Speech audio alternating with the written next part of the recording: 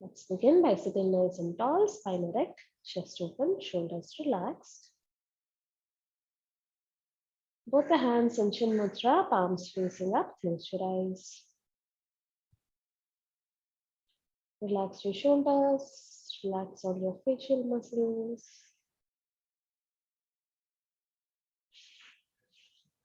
And let's start taking longer, slower, deeper breaths.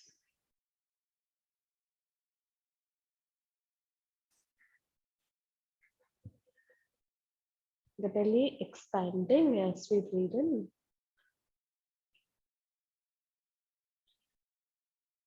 Contracting as we breathe out. Consciously slowing down the breaths.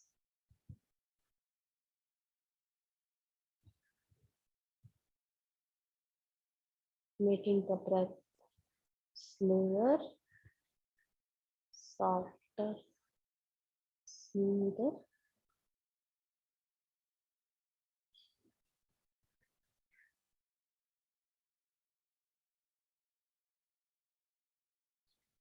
And let's begin the practice with 3 Oms. Please chant along with me.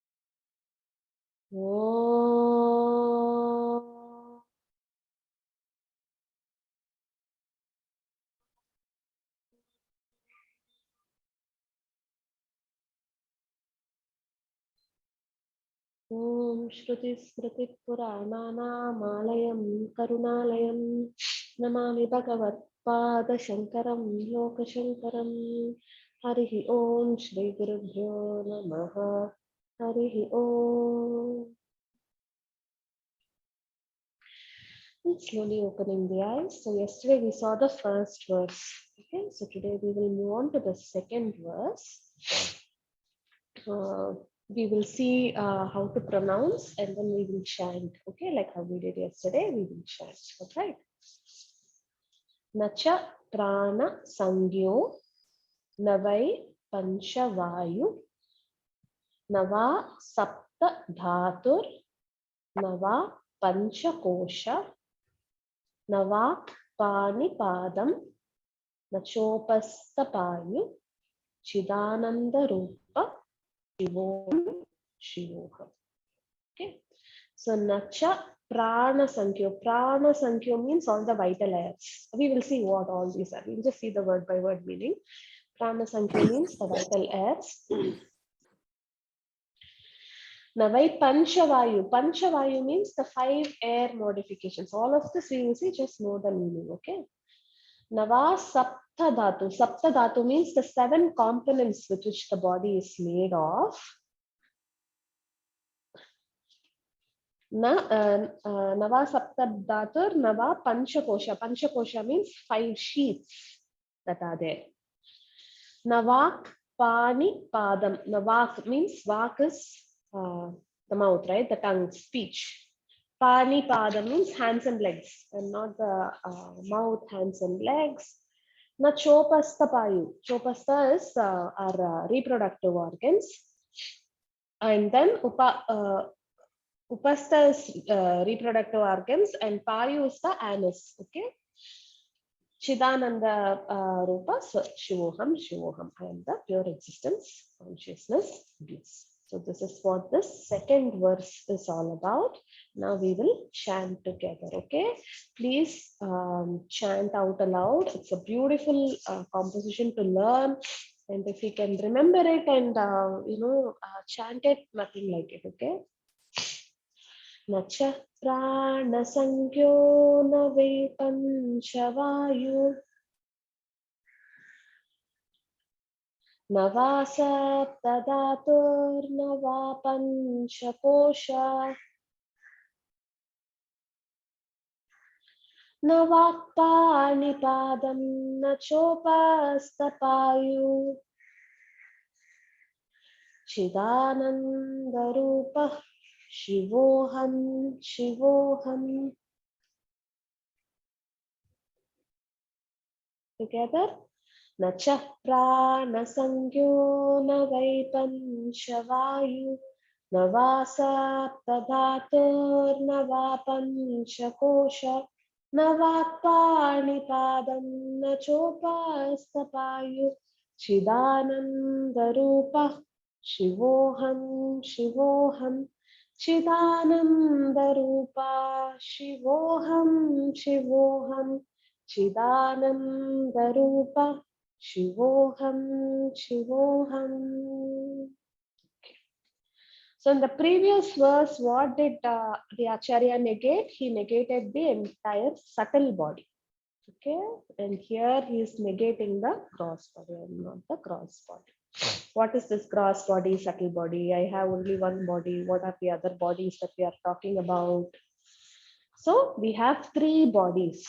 Okay, one is the gross body. That is the actual physical body that is available to the sensory perception. We all can see this body, no? We can see it, touch it. It occupies space. It's made up of matter. So this is the gross body. The gross body by itself is inert in nature. Okay. And then we have something called as the subtle body, which is made up of the mind and the energy. Mind, we saw the four functions of the mind and energy. Prana. Okay. And this subtle body is what to say, enlivening the gross body. Okay. So in the subtle body only all the five sensory organs are there. Like even though we have the ear, nose, everything there in this physical body, the actual functioning of it happens in the subtle body. This is just like a counter. Okay. But the processing happens in the back end. Okay. So that is the subtle body. And then we have something called as the causal body that is out of syllabus for today, okay? Because that is a separate subject by itself. For now, just remember that causal body is like the seed, okay? Just like how the seed of a tree has the blueprint of an entire tree within it, like that we also have a causal body or the seed body. Okay, so these are the three bodies. In the previous verse, he negated the entire subtle body. Subtle means what? It is not available for the sensory perception. We can be aware of it, but we can't perceive it through our senses. Can we look at our mind? Can we look at other people's mind? We can't, isn't it? It's not available for sensory perception. That is subtle body. In this verse, what is he negating? He is negating the gross body. Okay, we will see the easiest first and then we will go on to the others. So he is negating the five organs of action. Just like how we have five sensory organs, we have five organs of action. Input, output. Through which do we do the output? Through our mouth. Okay, we talk and all that. Hands and legs. That's how we do our output, isn't it? And then we have our reproductive organ. That is also an organ of action. And then we have our excretory organ, the anus. So all these are our five organs of action. I am not all this. By negating the five organs of action, he is also negating indirectly the sense of doership too. We saw that yesterday, no? Everything that we do it through these organs only, no? My child, my baby, doership. So it's all, we are negating everything through this organs of action. And then he is saying, Nacha prana sankhya. Prana sankhya means the vital airs. Okay, prana. Prana is not breath. Okay, though one of the manifestations of prana is breath.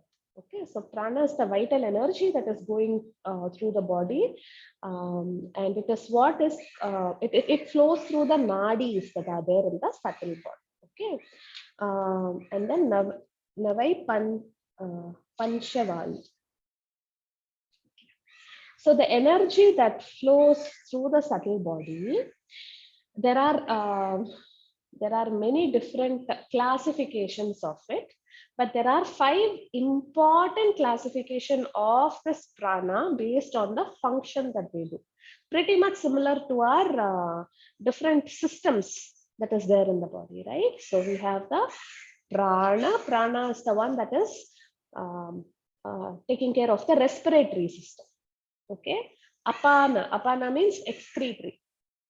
Our feces, urine, sweat, all this, even breathing out, all this are apana. Then we have vyana. What does vyana do? Vyana is the circulatory system. We have blood that is circulating through the body. We have lymph that is circulating through the body. All this is controlled by this prana called. We are just assigning different names to it, right? Vyana it is called. And then there is another thing called as udana. So udana, what it does is all the reactions like burping, vomiting, that all these reactions are controlled by it, udana. And finally, when the body drops, this prana only detaches the subtle body from the gross body. Okay, so the final ejection of life happens through this prana. And then there is samana. Samana controls the digestive system. Okay, so these are the 5 different pranas that we have. These are just classifications. Okay, so it's just asking us to stop identifying with all this. Okay, very briefly, I am telling, if and when time permits, we will see all of this in detail. Okay, and then what is he saying? Nava sapta dhatu. As per Ayurveda too, they classify the components that make up this gross body into 7. What are they? Skin, flesh, fat, blood, muscle, bone, and marrow. Okay. All these are we can understand. No, the 7 components of which the physical body is made. What are they? We have the skin. Inside the skin, we have the flesh, and then we have the fat. Blood is there, muscles are there, bone and marrow are there. So now don't come and ask me what about the nerves, what about the tissues, what about the capillaries, all that. This is how it is classified. Okay, we are not the saptadhatu, not identifying with all of this. So and then Nava Pancha Kosha. This also needs a little bit of explanation. Pancha Kosha is the 5 sheaths that we have. Okay, just like how we saw, we have 3 bodies: gross, subtle, and causal, or the seed body. Like that, we have 5 sheaths. Okay, sheath is like layers. Okay, so it's just putting one layer on top of the other, kind of a thing, you can imagine. So first is the Annamaya Kosha, food sheath. Obviously, this body is food sheath. No, whatever we eat becomes this body. This is the Annamaya Kosha. Then we have the Pranamaya Kosha. We just saw all these prana, the energies that are circulating and taking care of the functioning of the body. It's called the Pranamaya Kosha. Okay, Annamaya Kosha. Then we have the Manomaya Kosha, the mental sheath. We saw that yesterday, isn't it? The mind, intellect, ego, and memory. That is the mental sheath. And then we have the intellectual sheath, Vijnanamaya Kosha. And then finally, we have the Anandamaya Kosha, which is the bliss sheath. What is all this about this? Cause the 3 bodies and the 5 sheaths. We imagine or we think that I am only this physical body, because this is all we can see about ourselves, isn't it? We think the body finishes here. That's all that is there to the body. That is how we all feel. But actually, if we during meditation also, it will come to your experience.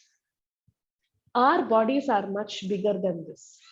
Okay, our energies extend much beyond this physical body. Okay, and the life force, the very what to say, and the prana. And prana is also what to say, is there in the subtle body only, and it activates the gross body. So we will think that, okay, my life is somewhere inside my body, somewhere it is sitting inside and I have to protect it. No. The body is sitting inside our life. Okay, life energy, body is inside that. That is only carrying this gross body. Okay, gross body is not holding everything within it. Other 5 sheets are holding the gross body into it. So the Annamaya Kosha is the smallest, densest, grossest component of us. And after that, we have the pranas. After that, we have the mental sheet. Beyond that, we have the intellectual sheet. Much beyond that, we have the bliss sheet. And we are not any of this. Okay? We are not any of this. If you are listening to this for the first time, it may feel a little overwhelming. Just reflect on it a little bit. Okay? All right. So now, here we have to introduce a very important concept called Drig Drishya Viveka. Okay? The seer seen discrimination. Whatever we see, we are not that. Simple logic, no? I'm seeing this laptop. Am I this laptop? I'm not this laptop. Seeing this water bottle. Am I this water bottle? No, I'm not the water bottle. I'm seeing so many humans around me. Am I them? Isn't it? We are easily able to accept this. But if we apply the same logic on this body, I am seeing this body. So technically, what should be the logic? I am not this body, isn't it? Whatever I see, I am not that. But because we operate through this body, we think I am this body. Okay. Outside, we can easily say, I'm not this, I'm not this, I'm not this. When it comes to this body, it's very difficult, isn't it? All our identities are tied with this body. Transactionally, yes, that is true. But when we are going to sit in our seat of meditation and we are going to carry this body and all the identities that come around with this body, very difficult. More thoughts will get generated. Now think for a moment. Every identity that we have, a daughter or a son or a wife or a mother or a friend or an employee, employer, whatever identity you have, it is with relation to this physical body. Yes or no? That's why we feel, no, if somebody passes away, we feel, oh, what is happening when somebody is passing away? They are just dropping the body. Life continues to exist. We think that body is holding the life, but the life is holding the body. After whatever experience that life force had to go through, that jiva had to go through in this lifetime, it will drop the body and take another body and continue.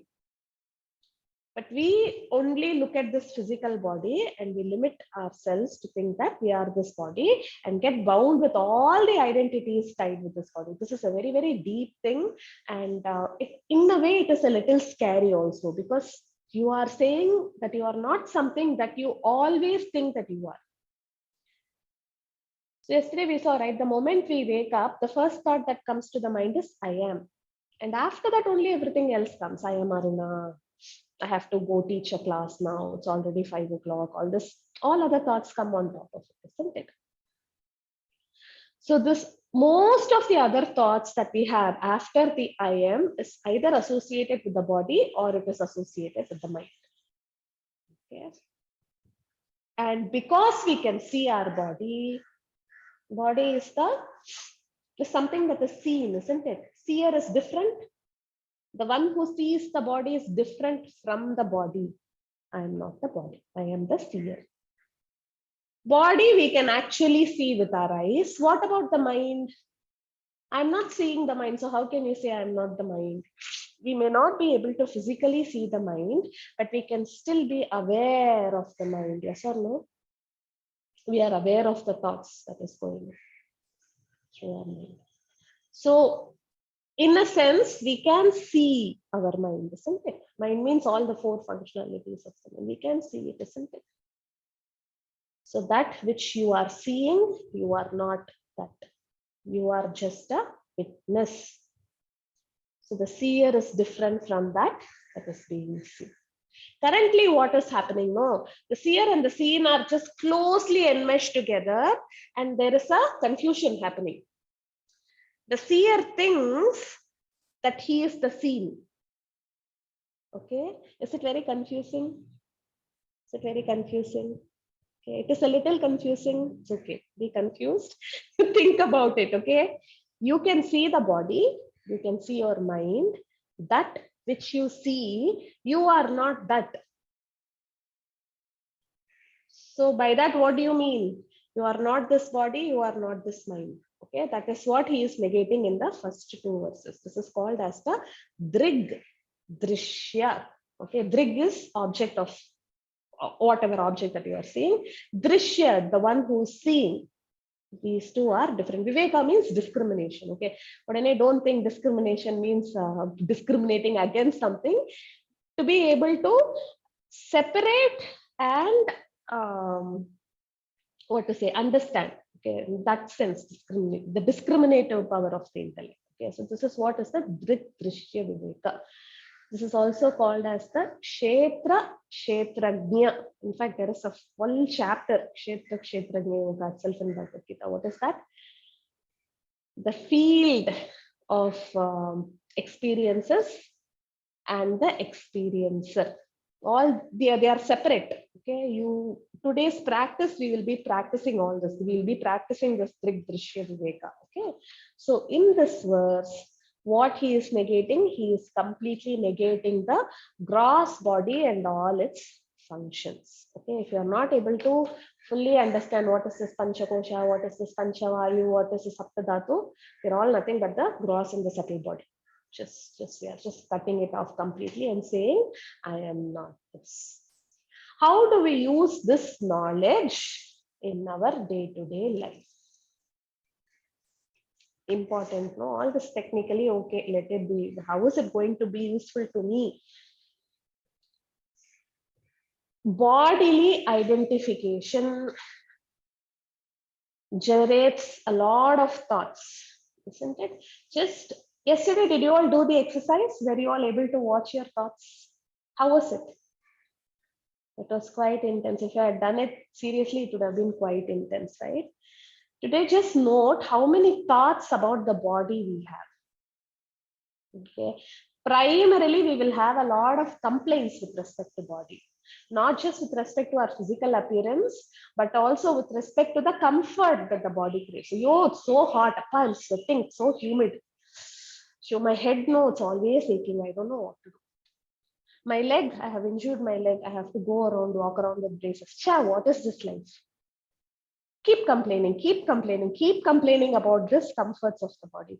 One small illness that gets to us, at least women, mostly we are okay. Whether we are ill or not, we still have to get up and do what has to be done. But men, one small headache they get, that's all. Head is aching. Give me water, give me tablet, rub some balm on my head. Isn't it? We all have seen it, no? At least with our fathers. Isn't it? So much complaint we do about the body. And so much pampering we do to the body, isn't it? Especially today, people say self-care. This seems to be the catchword. Self-care. What do you do for self-care? Go to a spa or buy some expensive creams. I'm not belittling anything. Okay, I'm just saying what is being seen. Isn't it? So much pampering happens to the body. So much identification happens to the body. Why do you think people spend millions and millions of, not millions, thousands and thousands of rupees to get slimmer, to look smarter, to have the best diet and all that? So much body identification, isn't it? I am this body. Everybody perceives me as this body. So this body has to be good. Only then I am good. Isn't that a very strong body identification we have? So what does it mean? Does it mean we just neglect it? No, no, no. It's a beautiful equipment that we have. It is a very intelligent equipment that we have. We have to take good care of it. Take care of the body, be fit, but don't overindulge in the body. Even this thing, right? The food cravings. Oh, I want to eat this, I want to eat that. That is a new experience. We chase experiences. We chase novelty because of the strong identification that we have with this body. Yeah. Going nowadays, like we say, oh, I don't want to spend money on shopping. I would rather go travel. All same only. Same experience for the body only. You're wearing something, you're going and seeing something. That's all. It's all bodily experience only. So So just think how much our life and its decisions revolve around what the body wants to experience, what the mind wants to experience. Most of it will be not needed only, actually. Okay, so the more we reflect on it, the easier it becomes for us to simplify the life. All this unwanted thing we'll be easily able to cut, and life will become easier. Okay, practically I'm speaking. So this is why it is important for us to not get too identified with the body. Body is there. I am having this wonderful body to experience this world, but I am not the body. I am the seer. Okay, so that is what we are seeing in this verse. If you are listening to this for the very first time, if this concept is very, very new, it will feel very alien. It will feel like I don't relate to it at all. All that is fine. Reflect on it. Keep reflecting on what you have heard today and apply it in your own life. See how much body identification you're having and see what kind of decisions you take because of your body identification. Right from the things that you purchase to the things that you eat to the things that you do, just see, and also how you are interacting with others. That also has a role in this body identification. All this is to bring in a lot of awareness to how we conduct ourselves and how we lead our lives. And when we are slowly increasing the distance between the seer and the seen, we will know that the seer is eternal and the seen will keep changing. Body also. This birth we are having this body. Who knows what bodies we had in the previous births? Who knows what bodies we will get in the next birth? Right? So don't get too attached to the body. It's okay. So, and the nature of the body itself, right? What is the nature of this physical body? It comes into existence in the mother's womb, and then it is born, and then it grows, and then it matures, and then it starts decaying, and then it dies, it perishes. That is the very nature of this body. But then what do? I don't want to grow old. I want to look like a college student even when I'm 40, 50 years old. Isn't it? How is it possible? It's going against the nature of the body. The nature of the body is that it will fall sick. No escape. You can't come and say, oh, I take such good care of the body, but still it is falling sick. I should not do all this. What a waste of my time. I am going for walking every day 1 hour, but still I am getting a coronary disease. Whatever will happen, as per the karma, body has a karma by itself. Okay? Whatever is the karma of the body, it will go through. But you are not the body.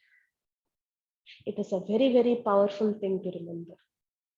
Right? So, why do you want to identify with something that is so limited? How much, what is the body has a very clear boundary, maximum 6 feet, 7 feet. I don't know. I've never seen it. 6 feet, 5 inches. You want to limit yourself to only this much. We are so much more than that. Okay. So that is what this verse we have to remember and reflect through this verse. Okay. Shall we get to the practice now? Today we are going to do a standing practice and we are going to be very, very mindful about the space that the body is occupying as we are doing the practice. Okay, so come to stand up on the mat. Let's get started. Stand comfortably. As you are doing the asanas, just be mindful of the extent to which this body is taking up the space. Okay. Let's do some quick warm-ups and then we will get into the asanas. Ready? Shoulder rotations. Front to back. Back to front. Hands on the hips, hip rotation. Clockwise. Anti-clockwise.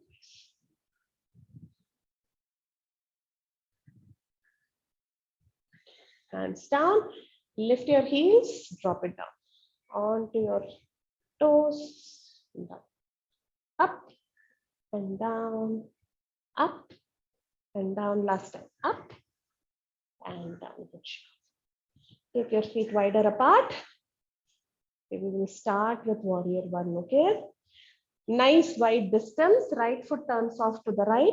Left toes are pointing forward. Left toes are not turning to the left. Left toes are pointing forward. Body turns to the right. Arms up. Hands reaching up to the sky. Bend the right knee, hips sinking down to the earth. Breathe.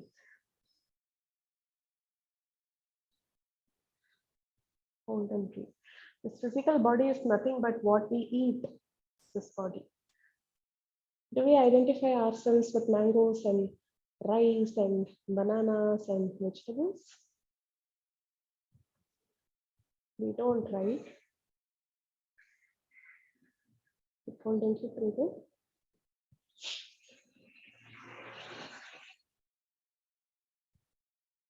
Go deep breaths.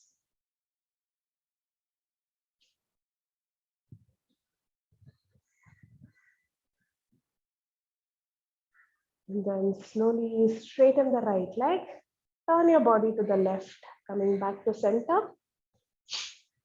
Arms out at shoulder level. Right knee bend. Look at your right fingertips, warrior two. Pull the belly in. Open the chest.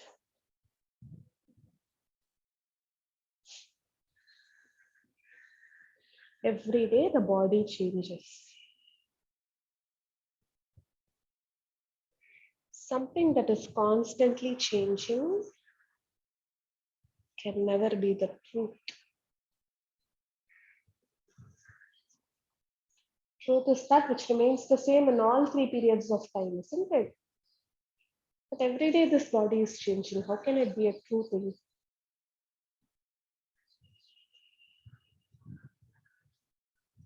Look at your right fingertips.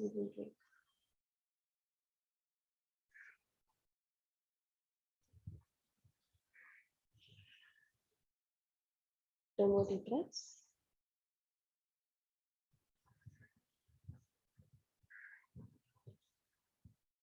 Slowly drop the hand down, straighten the right knee, right hand on the right leg, left hand comes up, triangle.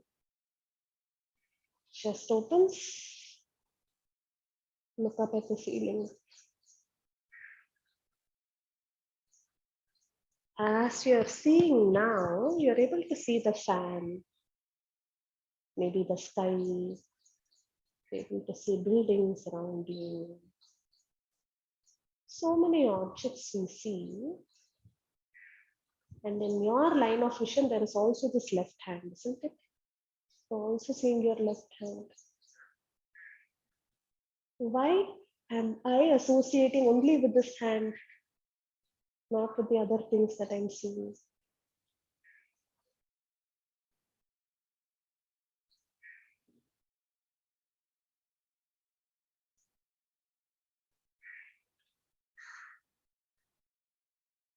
Slowly come back up.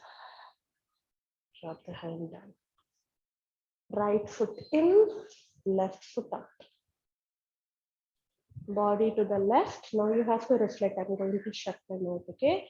Bend the left knee, hands up, hips down. Hold. Hands up, hips down, hold. Breathe.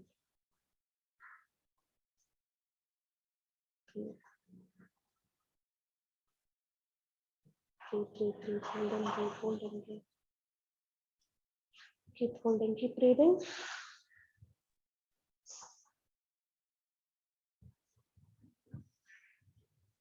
Straighten the left leg, bring the body back to center, open it out.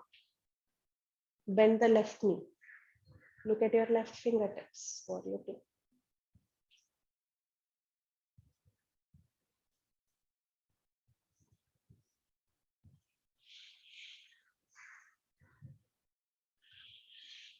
Hold, hold.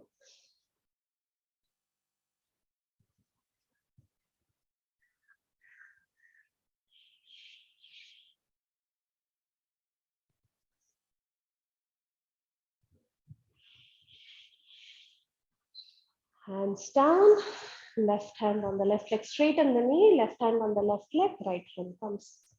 Fine. Turn your head to the right. Look up at the ceiling.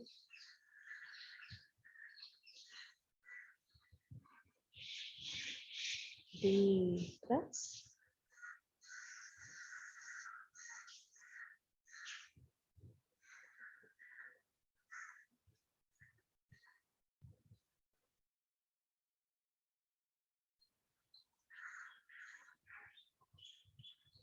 And slowly. Feet are still wide apart. Inhale, both arms up. Exhale, reach forward, bend down, head down. Plant your palms down on the floor. If the full palm is not touching, take the feet wider apart. You'll be able to plant it down. Tuck your chin to the chest. Relax. Keep your eyes open. Actually look at the body.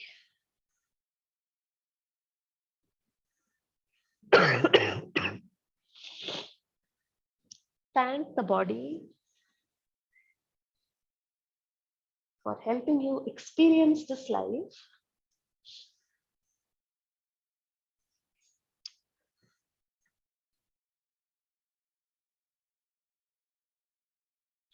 But know that you are not the body.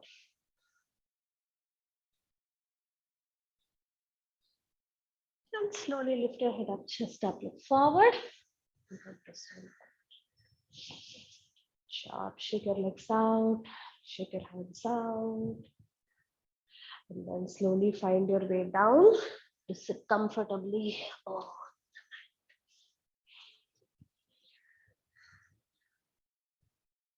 So today we are going to do central channel breathing, okay?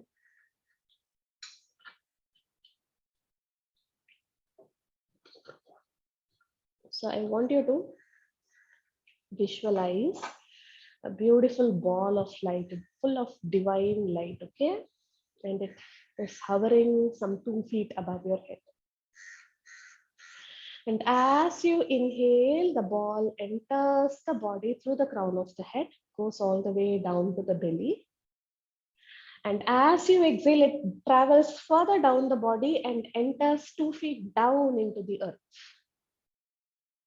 And on the next inhalation, the body comes up, the ball comes up from the earth into the body till the belly.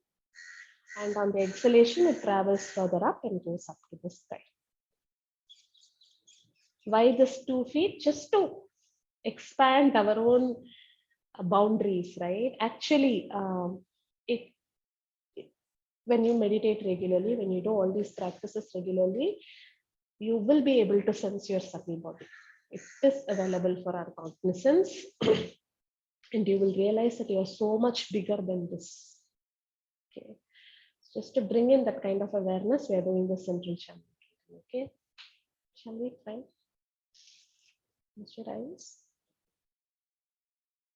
Hands in chin mudra, palms facing up.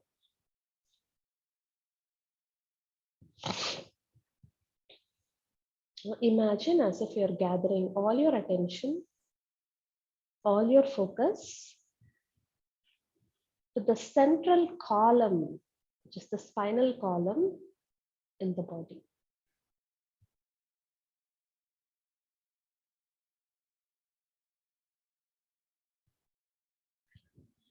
The spinal column, the cord is only there in the back, but now we are visualizing a column like a cylindrical tube of light that is extending from the crown of the head to our tailbone.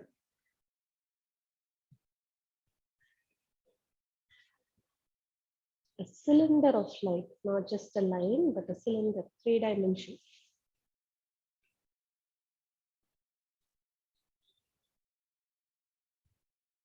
Just focus, it is there right in the center of the body.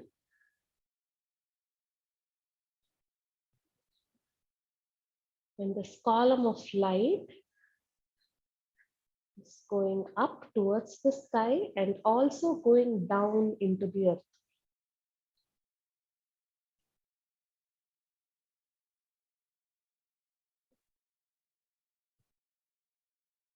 Don't worry whether you're visualizing it correctly or not. Whatever you visualize is correct only. Okay? The confidence to the visualization. Now a big ball of light is hovering 2 feet above the head. It's a very divine, kind, loving ball of energy.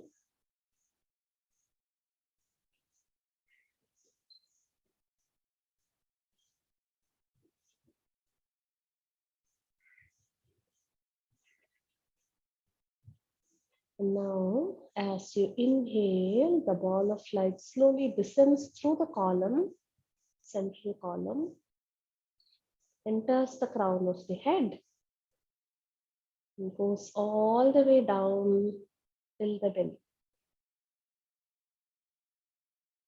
And as you exhale, it goes further down from belly into the earth through the tailbone. The next inhalation, the light comes up from the earth into the belly. And as you exhale, it travels further up and goes to the sky. Inhale, sky to belly.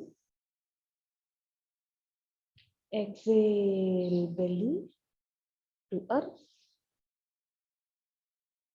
Inhale, earth to belly. Exhale, belly to sky. Inhale, sky to belly.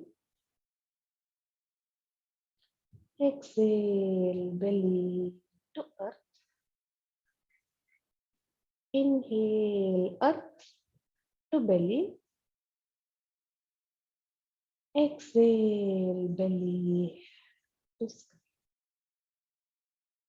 Continue at your own pace for the next 2 minutes. Do the visualization and breathe.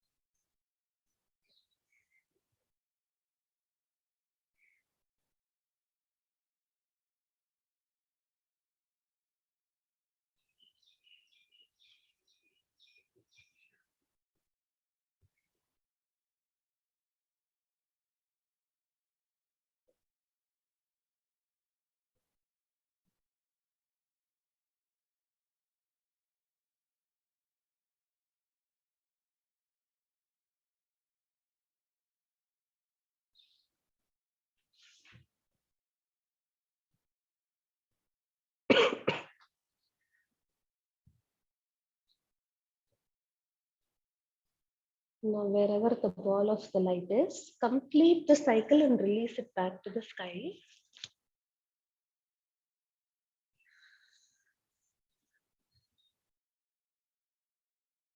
And feel yourself being showered with divine light.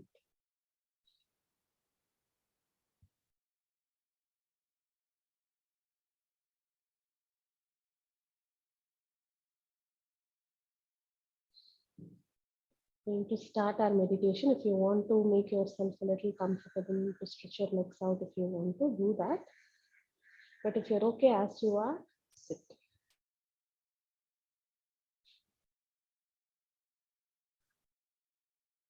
Today we are going to take our awareness to every part of the body.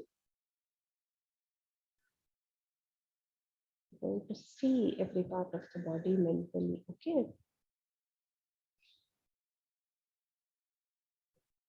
Keep your eyes closed. Keep listening to me.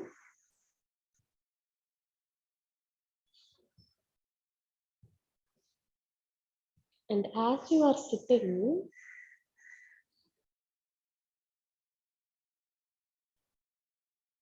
imagine as if you are stepping out from the body and you're looking at yourself.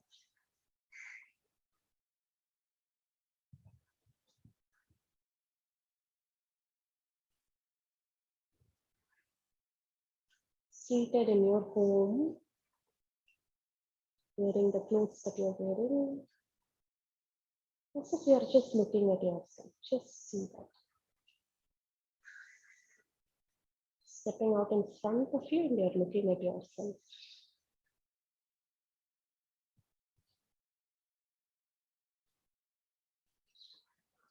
You're looking at your head,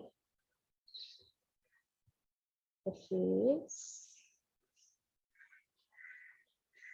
looking at the neck and throat,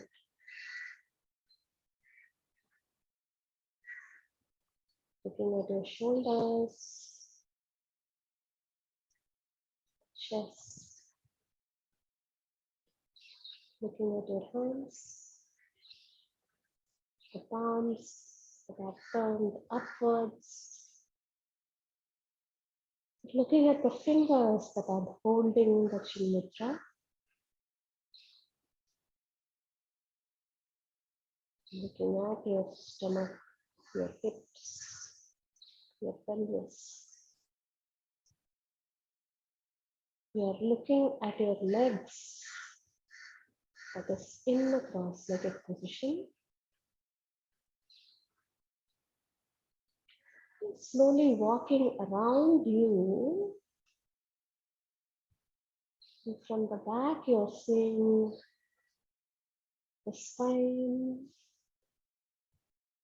the entire back that is nice and tall. Seeing the back of your head, you're seeing your hair. Coming back to the front. You are just looking at your body.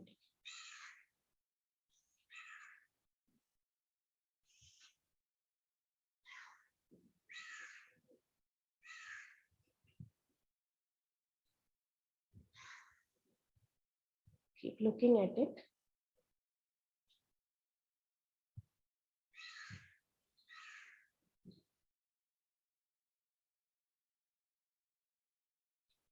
This body is in me.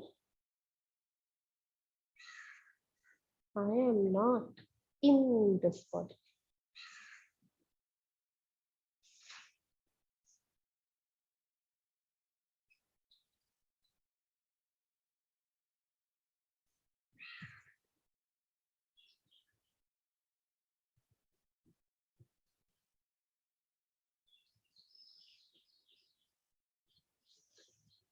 Keep looking at the body. Keep watching the body sitting absolutely still.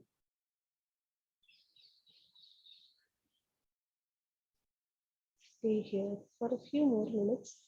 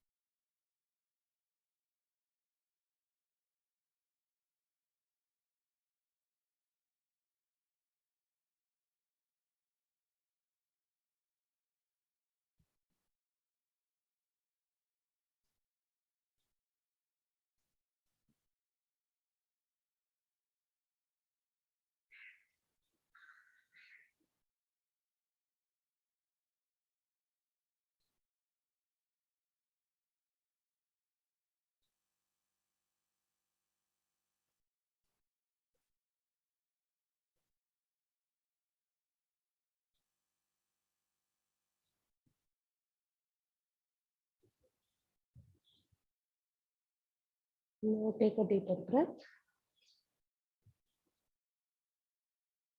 Step back into the body. You're no longer looking at the body. You're stepping back into the body.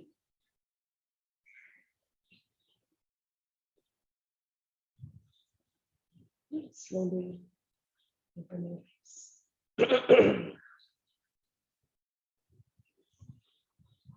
Okay. The more we start looking at ourselves, the more funny life gets. Right. Okay. So all the vratas that we undertake, isn't it? We have so many, every religion has that, all this fasting, the vratas, leaving of certain things, all this is to slowly get over the body identification. Okay, so today's homework, observe how much complaining we do in relation to the body. We all will definitely do it. Just observe. There's nothing wrong about it. Become aware of it. Okay, so just observe what all complaints we do about the body. Be it any discomfort, be it any material comfort that we lack, be it tiredness or exhaustion, whatever it may be. Just be aware of things that we say with respect to the body. Yeah. Any doubts?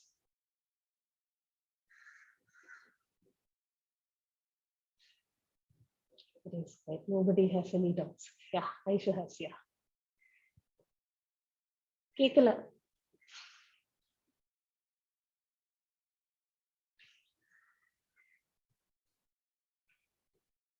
Type it out. You can do it. Anybody has any doubts? All are okay. Feel free to ask doubts. Okay, this is if this concept is something that you're hearing for the first time. Yes, Sudhya, we have it. What is it? I will tell. Yeah, while looking inside, you said no, have to look at the body. Then you look inside the body. That one I do get it. I don't get it. I mean, looking inside means you have to go. No. What I meant was observe yourself as a third party is what I asked you. That one. And then just come back to normal state. That's all. Okay. That's all. Okay. So Aisha is asking what is the difference between the mind and the soul. Okay. It does come, but to tell briefly, soul is okay. So in Vedanta, we have two concepts, which is the Atma and the Jiva. Okay. Jiva is the Atma that thinks that it is this limited being. I am the doer, I am the enjoyer, I am the experiencer, I am so and so. All this. Okay. Atma is pure consciousness. It is just pure awareness. It is just what to say. It is the substratum on which all experiences happen. The Atma, the pure consciousness, and the Atma knows that it is the pure consciousness. Self-realized state is Atma. Atma cannot, it is not born, it cannot be destroyed. All this will come in the later verse too. We will see it in a lot more detail. But for now, just take this. Okay, it is not born, it cannot die, and it is eternal, it is limitless, it is free, there is no bondage. The Atma. But the Jiva, on the other hand, so Atma plus Maya is equal to Jiva. Okay. The concepts of Maya and all, it cannot be contained in this workshop. Maybe, hopefully, if we get a chance, we will see about it in detail. Maya is just that illusion, right? Maya is the creative power of the consciousness through which it is experiencing itself. The Maya is the creative power of the consciousness through which it is experiencing itself. Imagine if there is just pure consciousness, okay? Everywhere it is just there. How will it experience itself? It has to have some divisions, isn't it? Only then you can experience it through various perspectives. Is it making sense? If suppose everywhere that I see, there is only Aruna. Okay, this whole world is filled with Aruna. Imagine a very big Aruna. Okay, it's like Earth size ku na mattunda irukken. What can I experience? Only I am there, no? I can't experience myself also. Okay. So what does Aruna do? Aruna creates. She creates boundaries. She creates Aishwarya. She creates other people. And then other people will experience Aruna. Aruna will also experience other people. Okay, so this creative power is Maya. So this Maya, the Atma, when it wants to experience itself, it becomes a Jiva. It thinks that it is separate from the totality, and then it keep accumulating its experiences, and then it keeps traveling from one body to another. It keeps traveling, gathering experiences. And finally, when it realizes, oh, I am not this Jiva, I am the Atma only, I only created everything, then it becomes free. Okay. Mind is not the soul. Mind is also an inert thing only. Actually, நீங்க பாத்தீங்கன்னா எப்படி கம்ப்யூட்டர்ல software இருக்குல்ல அதே மாதிரி தான். It's like that. Okay, we will see more about it in the next last verse. இன்னும் கொஞ்சம் டீடைல்டாவே பார்ப்போம் because you asked at கொஞ்சம் கன்ஃபியூசிங்கா தான் இருக்கும் ஃபர்ஸ்ட் படிக்கும்போது. But the more we think about it, we will start having questions. நிறைய questions வரும், answers கிடைக்கும். Just keep it. Okay, so shall we finish today's class with our prayers and prayers? Om Purnamada Purnamidam Purnat Purnamudachyate Purnasya Purnamadaya Purnamevavasishyate. Om Shanti Shanti Shanti. Harihi Om Shri Gurubhyo Namaha. Harihi Om. Thank you so much. Don't give up, okay? I know today's class will make you feel like, I don't want to do this. Don't give up. Stick on to it. You will get more clarity as we go further down the workshop, okay? So stick on. Bye.